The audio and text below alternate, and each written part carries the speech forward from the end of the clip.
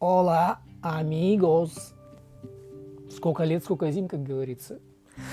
Прошло достаточно много времени. Это, конечно, мой косяк, что я не вел канал. То сначала была осень, потом зима, потом весна. Короче, лень было этим заниматься. Но сейчас появился повод, точнее, он давно появился, довольно значимый, чтобы продолжить видеообзоры. Вот Honda, как вы можете видеть, стоит на своем месте. И она несколько преобразилась, причем в лучшую сторону. Этап, важный для меня этап кузовщины, точнее даже не кузовщины, а сварочных работ, благополучно завершен. Ну так вот, не откладывая это дело в долгий ящик, начнем вот с этого угла. Я уже его показывал в прошлый раз, в один из разов. Это вот у нас, сами видите, донор, который сюда прекрасно встал.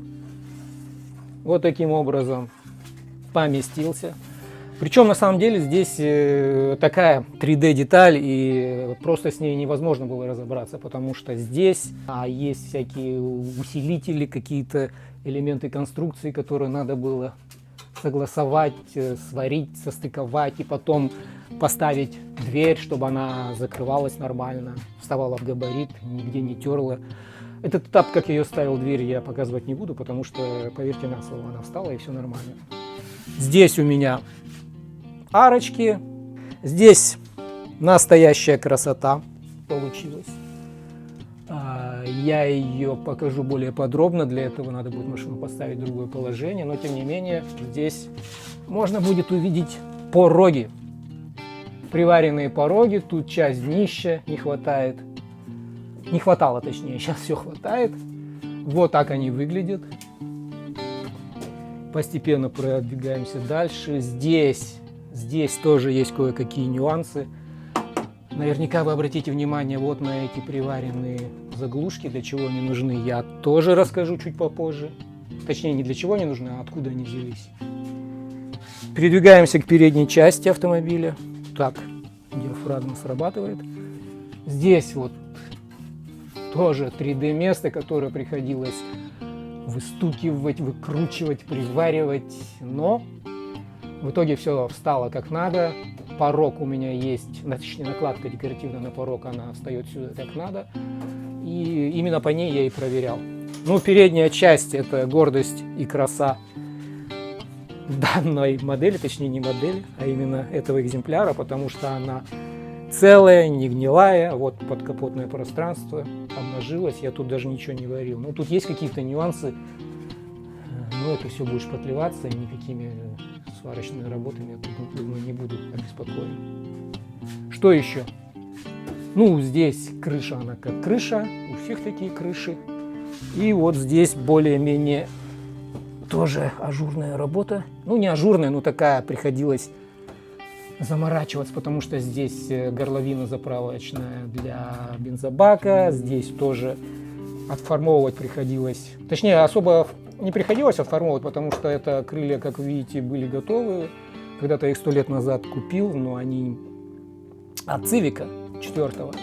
Но меня все убедили, что они становятся именно CRX. Вот встали. Да, здесь даже форма.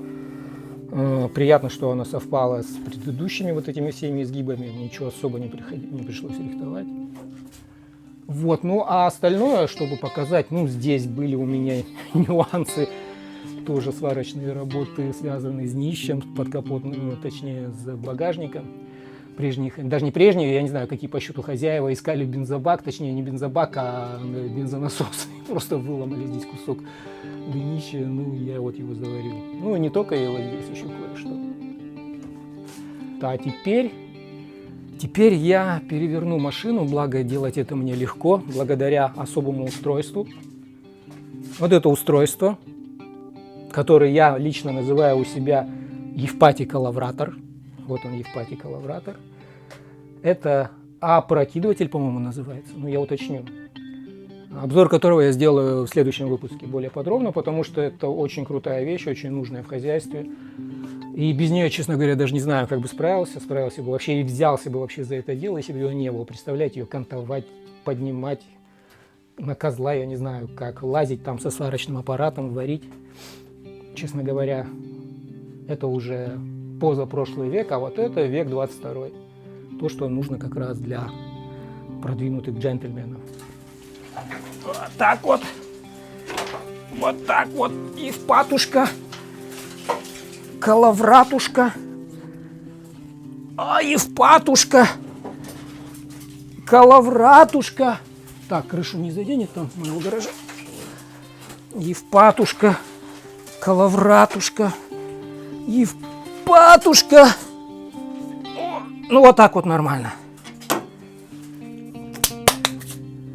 Так, поехали дальше. Продолжаем обзор. Продолжаем обзор. Итак, днище. Днище не в смысле, как принято говорить в мемах, днище. Это днище, это у кого надо днище. И какое надо днище. Продольные рычаги, мощные такие, здесь стоят, все об этом знают. И как вы видите, вот этого места, где она крепилась, я не представляю, как я ездил в первой серии. Ну, не знаю, могло все отвалиться, но не отвалилось. То есть держалось на одном винте, здесь вообще два, по идее. Но вот этого места не было вообще. То есть вот эту всю 3D-конструкцию, это я изваял. Частично здесь использовался донор, частично просто латки. И все это наслаивалось. Тут, наверное, слоя 4. Ну, все выглядит солидно, крепко. Также все, что связано с лонжеронами, силовыми элементами, все это тоже проваривалось, потому что здесь какие-то приварены были чуть ли не уголки. Все это я снял. Без них так, оказывается, красиво все выглядит. Ну и то место, которое было видно в виде латки снутри салона. С чем оно связано? Оно связано с тем, что вот здесь вот есть крепление под регулировочные рычаги, чтобы вот эти продольные рычаги двигать. Ой, не туда показываю, вот здесь вот. Чтобы эти продольные рычаги двигать и изменять геометрию задней подвески, здесь есть коротенькие такие рычаги, и у них есть возможность регулировки. Так вот, это место закисло, я что только не делал, невозможно было снять. В итоге их пришлось отпиливать, и потом, чтобы сделать закладные резьбовые под уже новые рычаги, или старые, неважно, под нормальные, тогда пришлось внутри там выпилить окошко, вставить закладную резьбовую. Все там я смазал, поставил, проверил, все нормально работает. И в итоге теперь можно будет подключать эти рычаги так, как надо, потому что некоторые с этой проблемой, когда сталкиваются, они просто рычаги ставят короткие с возможностью регулировки. Я не могу назвать колхозом, но если есть возможность сделать так, как было по заводу, вот я так и сделал. Ну и здесь тоже видно. Вот здесь вот конкретно, там сверху еще, точнее с правой стороны, донор был непонятен, а вот здесь он понятен. То есть вот это место я целиком вот поменял. Вот оно. Вот этого ничего не было, вот этого не было, вот это здесь просто зияла дыра. Ложовая дыра, неприятная. Даже когда я его видел, у меня не то что руки опустились, но настроения особого не было с этим связываться. И тут и связался. Вот на эти болты и встанут теперь продольные рычаги. И я надеюсь, благополучно будут держать колеса в нужном направлении. Ну вот, казалось бы, что тут делать, но делать пришлось много, работа кропотливая. Выполнял я ее зимой. Нет, чтобы в такое время, как сейчас, когда приятная погода, светит солнце. Кстати, вот заодно я подобрался к месту, к днищу. Здесь вот, видите, куска не хватает. Не хватало, точнее, теперь хватает. Что еще? По поводу зимней работы.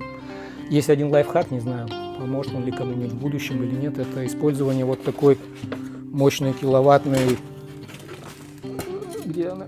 Вот она, галогенной фары, которая применяется при осветительных работах, при каких-нибудь видеосъемках, ну и вообще просто, кому надо куда-то мощно посветить. Она, во-первых, дает адский свет, аж срабатывает фильтр на сварке, на маске сварочной, и дает тепло локально. То есть весь этот гараж, хотя он утепленный, у меня не прогреть таким прибором, но вот он именно локально светит и дает тепло.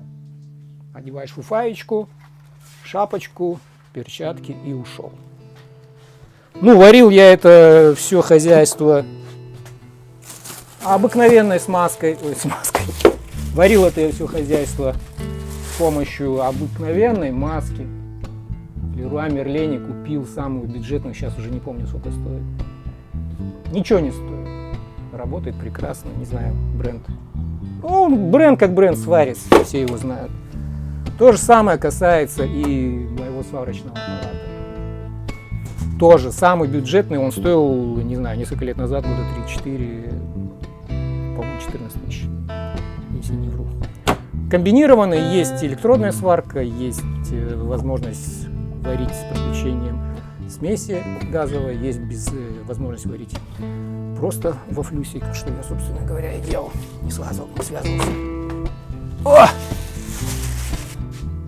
Ну что ж, дорогие друзья, этот выпуск шоу «Делай Хонду» благополучно завершается.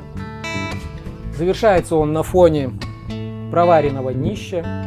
Следующий этап я уже назвал. О нем я буду снимать видосы. Ну, а следующий выпуск программы будет посвящен, как я уже и обещал, устройству переворачивания кузовов автомобилей для легкого ремонта, который называл Евпатий Калавратор. Так что ждите следующий видос. Он скоро будет в эфире программы.